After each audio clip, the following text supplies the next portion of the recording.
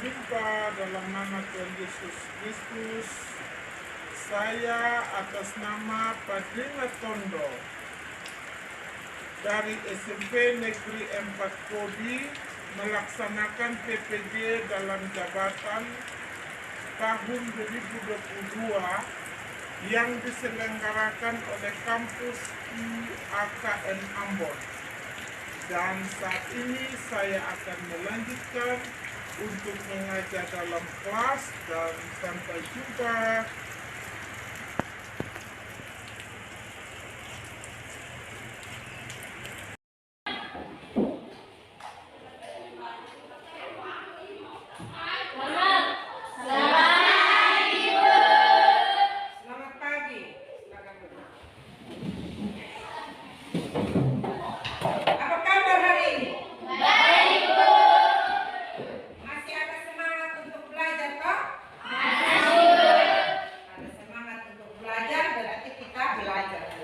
Kita belajar mata pelajaran agama.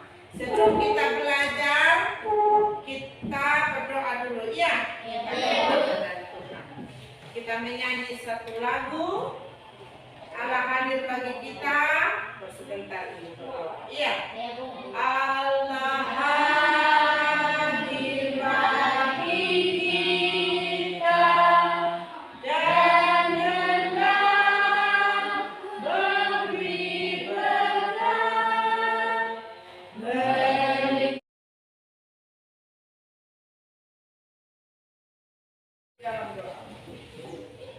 Bapa di surga, Allah yang Maha Kasih, mengucap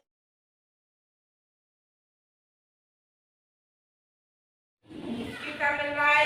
Bapa di surga, Allah yang Maha Kasih, mengucap baik sebelum kita memulai pelajaran dengan nama ya.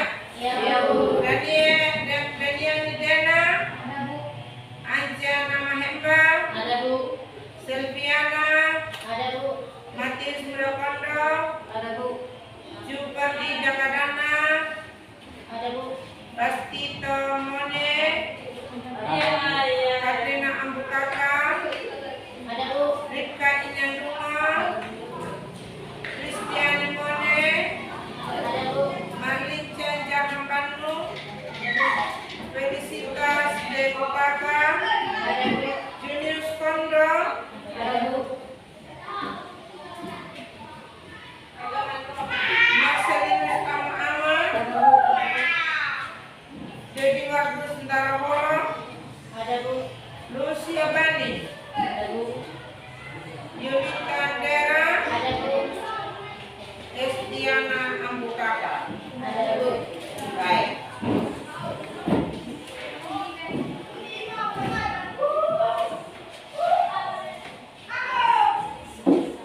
Hari ini kita akan belajar mata pelajaran agama,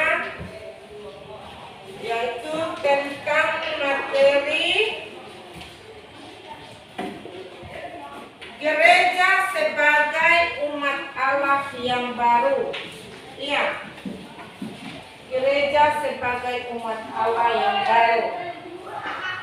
Jadi tujuan dari pembelajaran kita hari ini, kita akan berbicara tentang gereja, bukan tentang gedungnya, tetapi gereja itu adalah Orang-orangnya. ya, pintar. Yang kedua, makna gereja. Yang berikutnya, gereja sebagai umat Allah yang baru. Dan yang terakhir tentang pergumulan gereja. Ya, jadi gereja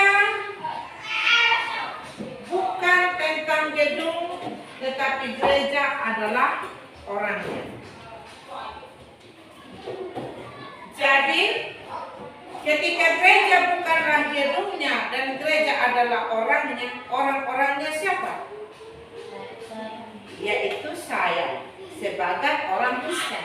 Orang Kristen itu siapa? Yaitu pengikutnya Kristus, pengikutnya Tuhan Yesus. Jadi ketika kalian dengar atau berbicara tentang gereja, berarti di dalam pemahaman gereja itu adalah saya sendiri. Ya tak? Gereja itu adalah orangnya. Orangnya itu saya. Dan siapa mereka? Yaitu mereka yang percaya kepada Tuhan Yesus. Bisa tak? Bisa. Baik, hari ini kita akan belajar tentang gereja sebagai umat Allah.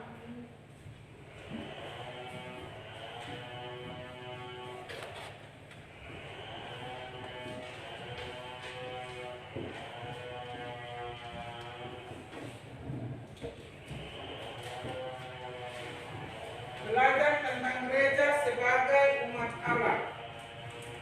Ya, ketika kita belajar tentang gereja sebagai umat Allah, maka ada hal-hal yang akan dipelajari, yaitu sebelum kita masuk kepada gereja sebagai umat Allah, kita akan melihat dulu kata gereja.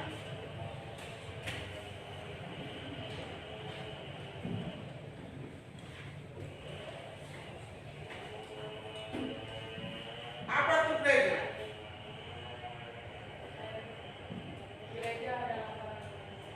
Gereja adalah orang. Yang lain?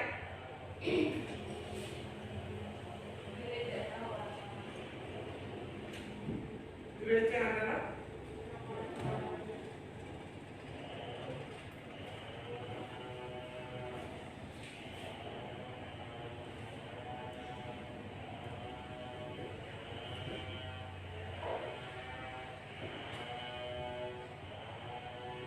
kata gereja berasal dari kata ekaleo,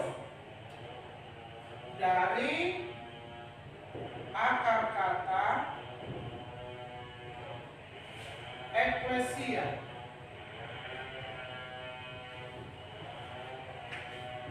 Ekaleo dari akar kata eklesia dari bahasa Yunani yang dibagi atas dua bagian, ek dan klesia. Ek itu klesia jangan rame.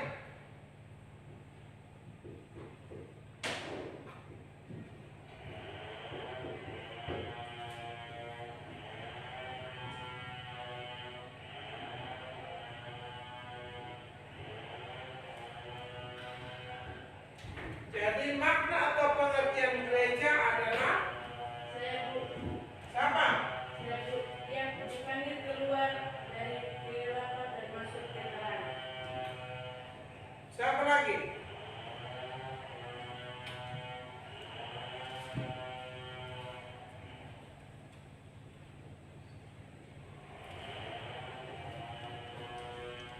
Siapa lagi?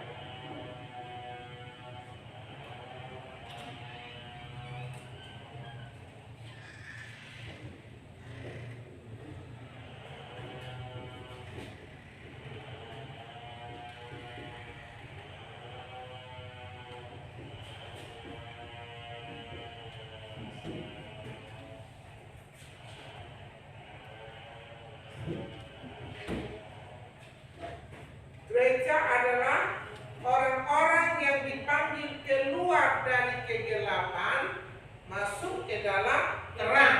Terangnya siapa? Terang Kristus. Baik.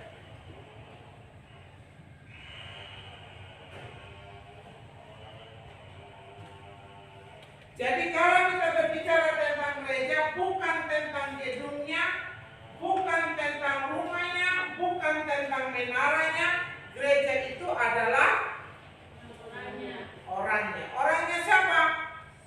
Nah, saya, ibu, kita, kalian. Orang-orangnya itu yang percaya kepada Tuhan Yesus. Jadi semua yang ada di gereja itu adalah orang yang percaya kepada Yesus sebagai pengikut Kristus, sehingga disebut sebagai orang Kristen. Bisa tahu? Baik.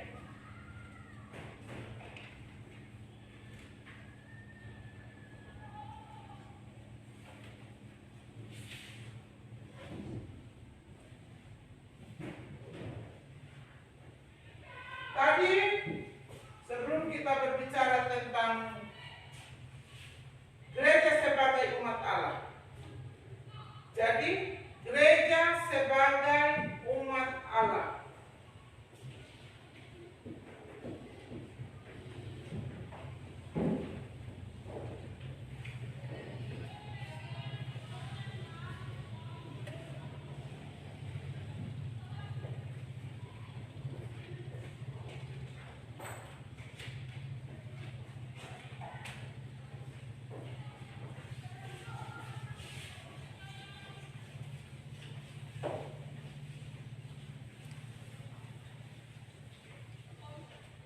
Gereja sebagai umat Allah. Kenapa disebut gereja sebagai umat Allah? Karena gereja adalah orang-orang yang percaya kepada Yesus. Karena gereja adalah orang-orang percaya kepada Tuhan Yesus. Gereja disebut sebagai umat Allah karena orang-orangnya yang ada di dalam itu adalah kepunyaan Kristus. Jadi gereja itu kita semua, kalau kita berbicara ini apa, berarti gereja kepalanya itu adalah Kristus, diibaratkan seperti tubuh, dan kita ini adalah anggotanya. Jadi gereja itu ada dalam satu tubuh, yaitu kepalanya adalah Kristus. Jadi gereja itu disebut sebagai umat Allah. Bahwa janji Tuhan pada waktu itu di saat pada sejarah bangsa-bangsa seperti sejarah bangsa Israel, bahwa dulu Tuhan berjanji kepada mereka, Ia memberikan 10 perintah, ya toh? 10 perintah yang Tuhan berikan. Ketika Tuhan memberikan 10 perintah itu dalam bentuk hukum Taurat, manusia tidak bisa melakukan itu, ya toh? Ya toh? Manusia tidak bisa melakukan itu. Karena apa? Sebentar ketika mereka ingat, mereka taat, iya. Ketika mereka lupa, mereka berdosa lagi, ya toh? Jadi ketika mereka melupakan itu, maka mereka berbuat dosa lagi.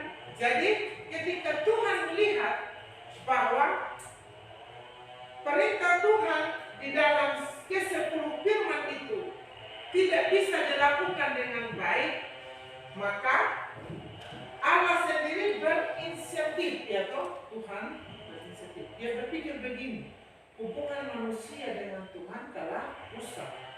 Untuk menyelamatkan dan umat ini akan menjadi milik kepunyaan saya kembali, bagaimana begitu Tuhan begitu, tak?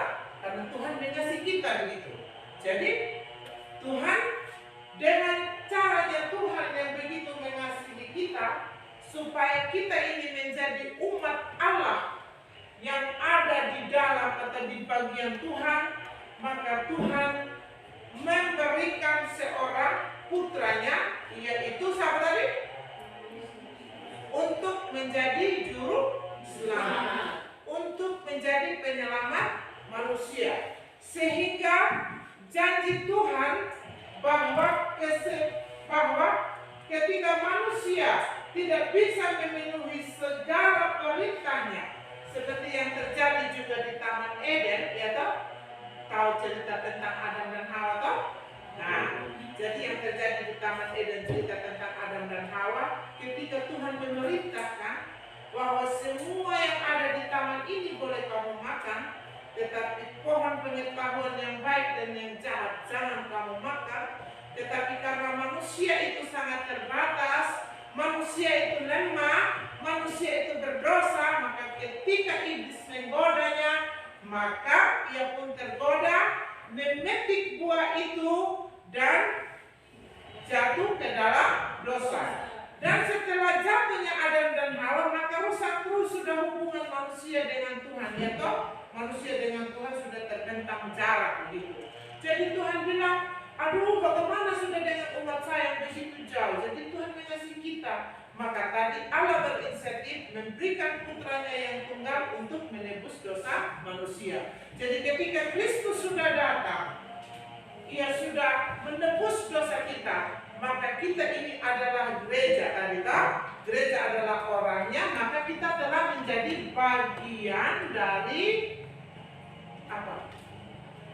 Tuhan, begitu. Kita adalah umat Tuhan, adalah umat Allah. Umat Allah itu adalah orang-orang yang percaya kepada Kristus, orang-orang yang telah ditebus, orang-orang yang telah diselamatkan. Bisa tak?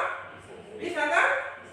Jadi kita menjadi umat Allah, gereja sebagai umat Allah yang baru. Kita diberikan hidup baru, kita diperbaharui, kita ditebus. Karena apa? Ketika kita hidup di dalam kehidupan yang lama, berarti kita adalah manusia yang berdosa. Bisa tak? Bisa tak? Jadi sehingga di dalam perjanjian lama dinyatakan bahwa Allah berjanji, ya toh? Allah berjanji bahwa Dia akan menebus dan menyelamatkan kita. Sehingga hadirlah di dalam perjanjian baru itu penggenapan Tuhan itu di dalam perjanjian baru, bahwa Allah menggenapi janjinya dengan datangnya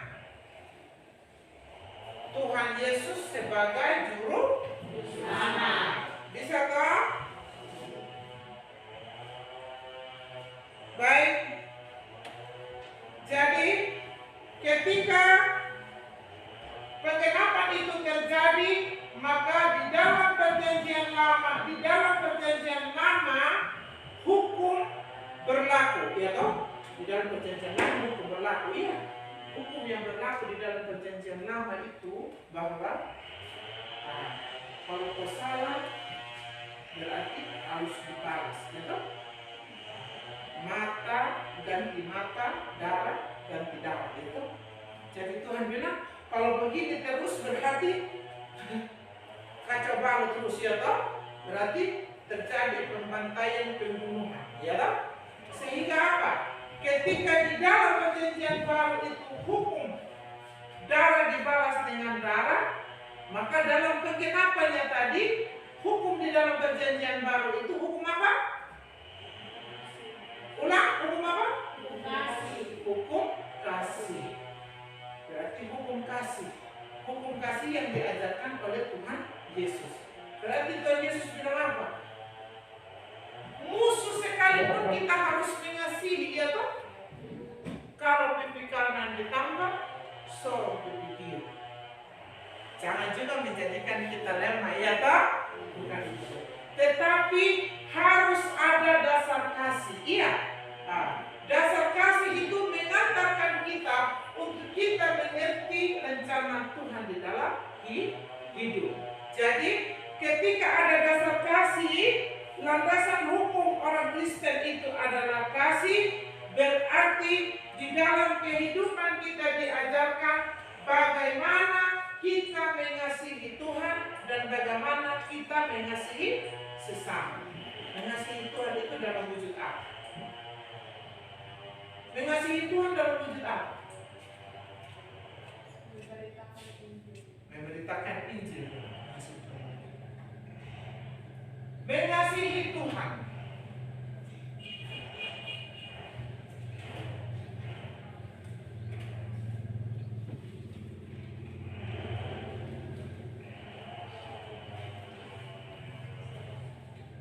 Ada garis vertikal dan ada garis horizontal. Jadi manusia dengan Tuhan berarti ke atas, ya toh? Berarti hubungan manusia dengan Tuhan. Berarti manusia harus mengasihi Tuhan. Berarti kalau antara manusia dengan Tuhan garis lurus, ya toh? Atas bawah. Jadi manusia dengan manusia, manusia dengan sesama. Wujud manusia mengasihi Tuhan, wujud manusia betul-betul mengasihi dan mengenal Tuhannya Berarti manusia juga harus mengasihi sesama. Karena ada kebutuhan yang itu. Kalau engkau mengasihi saya, berarti engkau juga harus melayani, mengasihi orang yang paling miskin, paling bawah, paling hina. Jika kita sudah melayani, mengasihinya, berarti sama dengan kita mengasihi siapa? Yesus. Ya kan? Jadi wujud kita mengasihi Tuhan adalah kita mengasihi sesama. Kenapa Tuhan menuntut kita untuk hidup dalam kasih? Karena kita ini adalah gambarnya siapa? Gambarnya Tuhan. Kita ini adalah gambarnya Allah. Berarti gambar Allah. Kita dibentuk, ya toh? Manusia dibentuk seturut gambar dan rupa Allah.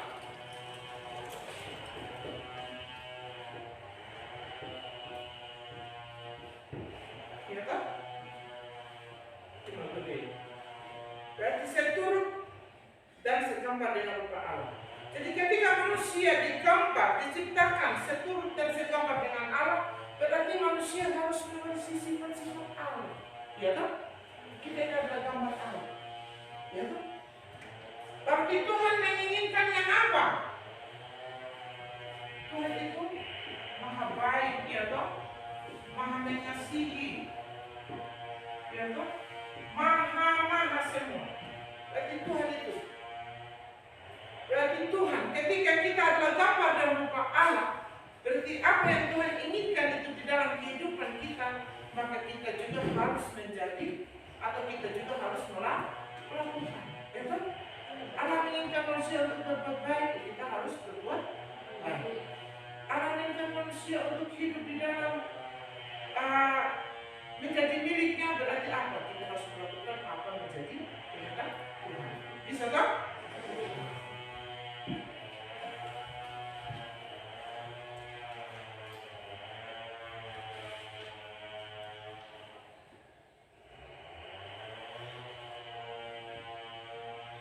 Baik.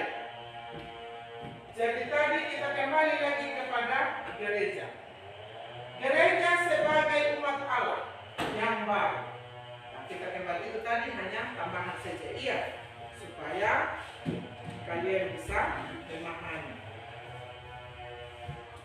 sifat-sifat gereja. Sifat-sifat gereja.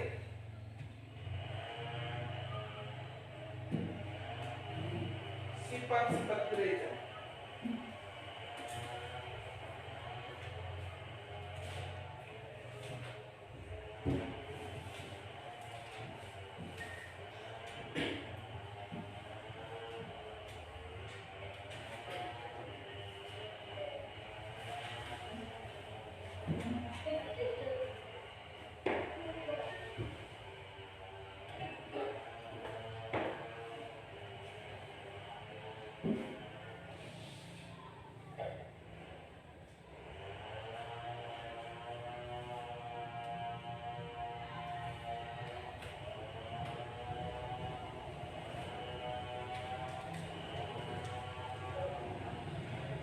Sifat gereja.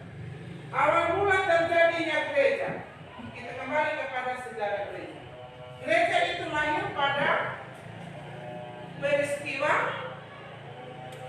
Gereja itu lahir pada peristiwa Pentakosta. Kita kembali kepada gereja baru. Sejak Tuhan Yesus terangkat ke surga, ya tak? Dia terangkat ke surga. Ia berjanji kepada murid-muridnya bahwa ia tidak akan pernah meninggalkan seperti yang dipiara. Dia akan memberikan penghiburan. Dia akan memberikan penolong, memberi kekuatan kepada mereka. Sehingga ketika Tuhan Yesus terangkat ke surga, janji Tuhan bahwa dia akan memberikan penolong, penghibur itu, maka 10 hari kemudian, ya toh? 10 hari kemudian, berarti 40 hari setelah kebangkitan, kenaikannya 40 hari. 10 hari kemudian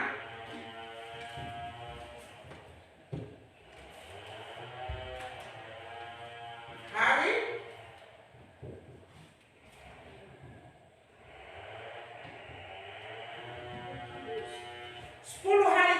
kemudian maka turunlah Roh Kudus.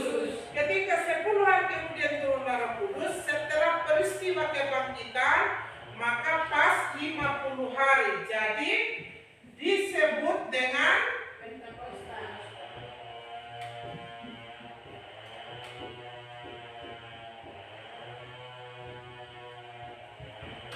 Penta itu 50. Jadi hari ke-50. Jadi hari disebut hari turunnya Roh Kudus disebut dengan hari Pentakosta. Jadi setelah itu pada hari Pentakosta itu semua murid-murid Tuhan itu berkumpul di situ ya. Tetapi pada saat turunnya Roh Kudus mereka semua di dalam berbahasa roh menyebutkan nama Tuhan. Dikuatkan lagi dengan firman Tuhan yang berkata bahwa di mana 1-2 orang berkumpul dan menyebut namaku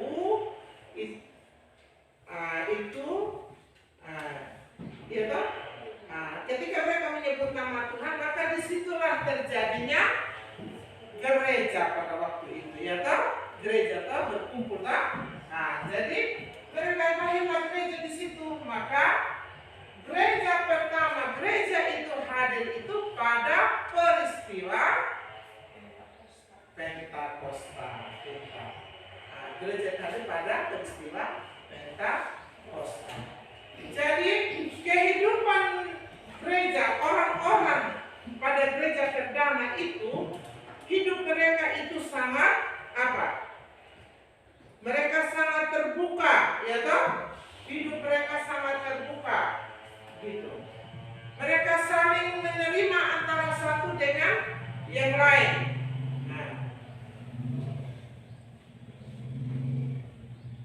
Terbuka di dalam segala hal.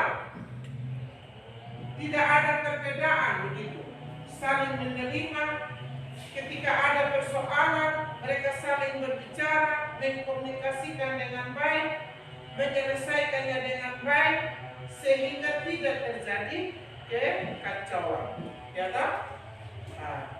Jadi dan juga pada waktu itu di posisi berikutnya bahwa gereja perdana juga itu memberikan kesempatan, tidak ada diskriminasi, tidak ada perbedaan laki-laki, tidak ada perbedaan perempuan. Ya toh?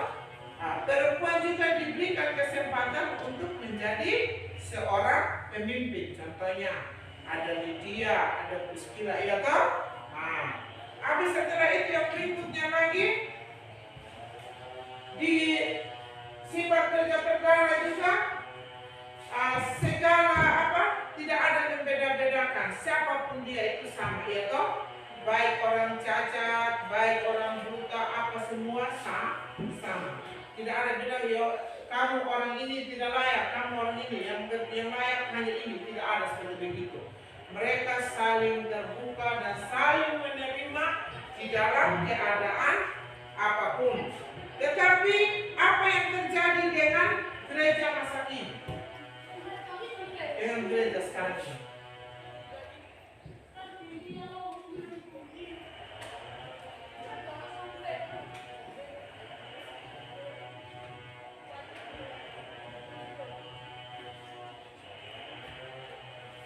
Apa yang terjadi dengan gereja masa kini?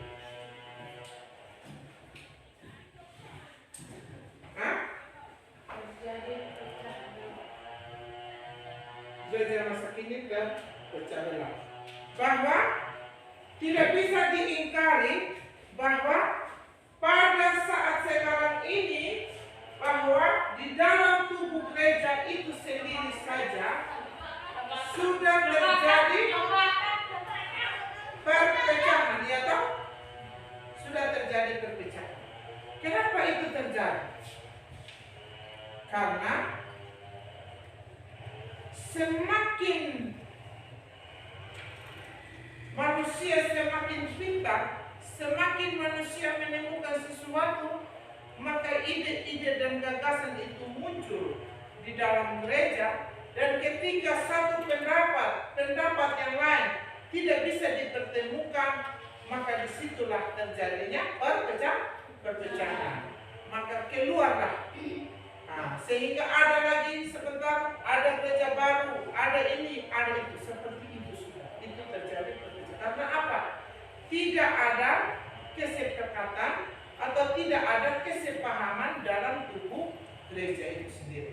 Sehingga lahirlah berbagai macam denominasi, ya kan? Sehingga kita bilang, oh gereja sana, oh gereja sini, gereja. Tetapi sesungguhnya bahwa gereja itu ketika dia mengakui karena sifat gereja itu adalah esa, mengakui satu baptisan, yaitu di dalam nama Bapa, Anak, dan Roh Kudus. Itu adalah gereja yang esa, begitu. Jadi ketika perpecahan itu muncul, berdampak kepada kehidupan gereja, sehingga ada begitu banyak persoalan dan pertentangan yang ditemukan di dalam tubuh gereja. Baik.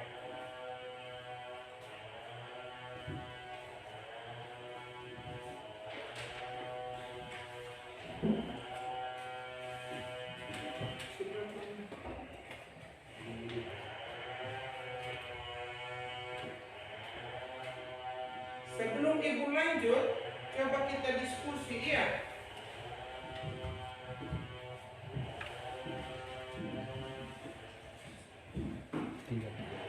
Sebentar baru ibu lanjutkan lagi ke apa berikutnya, buat kelompok diskusi.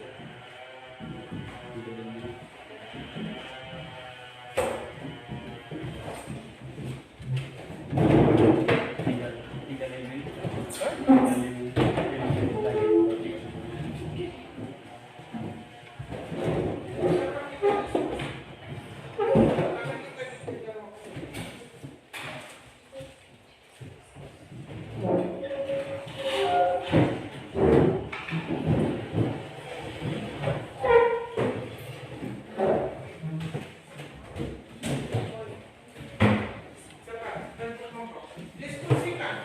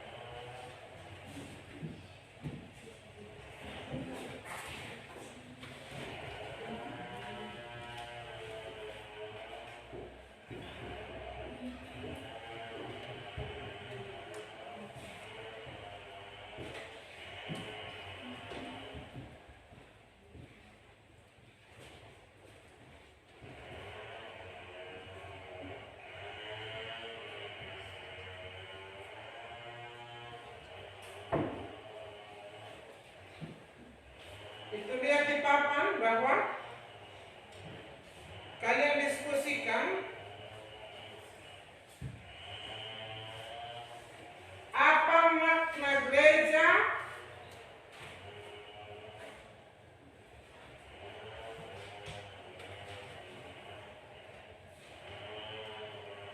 gereja, gedungnya atau orangnya.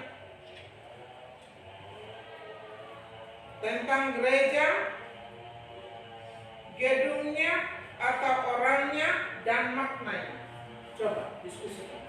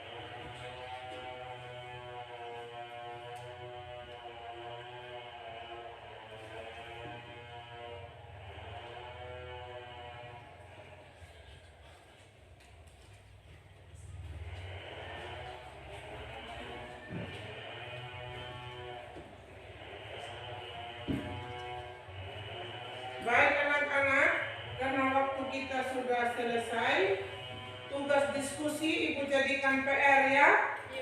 Ingat kalian jangan lupa belajar supaya minggu depan ketika kita lanjut dengan materi kita bisa diskusikan dengan baik. Iya. Jadi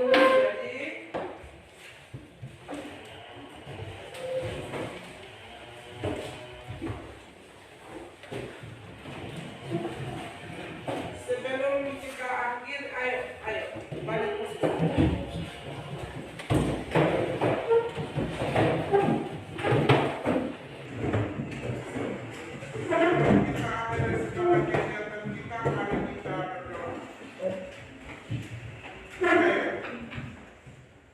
Syukur dan terpuji namanya Tuhan. Terima kasih atas segala tuntunan penyertaan Tuhan sehingga di dalam proses belajar mengajar dan pembelajaran kami saat ini Tuhan boleh berjalan dengan baik. Mari Tuhan berikan hikmat dan kebijaksanaan kepada anak-anak kami Tuhan, sehingga apa mereka pelajari Tuhan mereka boleh kembangkan di dalam kehidupan mereka Tuhan, sehingga mereka bertumbuh dengan memiliki karakter yang kuat dan nama Tuhan juga dapat dipuji dan dipermuliakan. Mari Tuhan pimpin sertai kami, kami berdoa bukan karena kami layak, tapi karena kasih dan Kristus yang selalu nyata dalam hidup kami. Hanya dalam nama Anak Yesus Kristus kami datang berdoa kepada Bapa di surga. Amin. Dengan demikian kita punya kegiatan pembelajaran hari ini berakhir. Selamat siang dan shalom.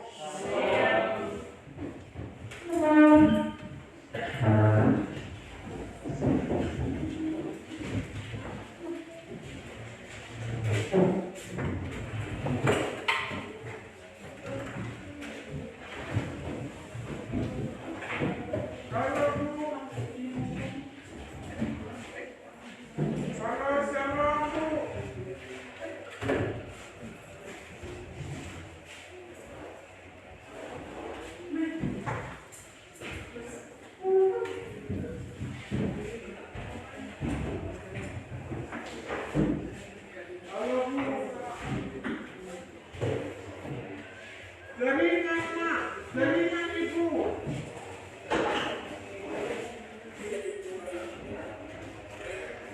Terima kasih Bu.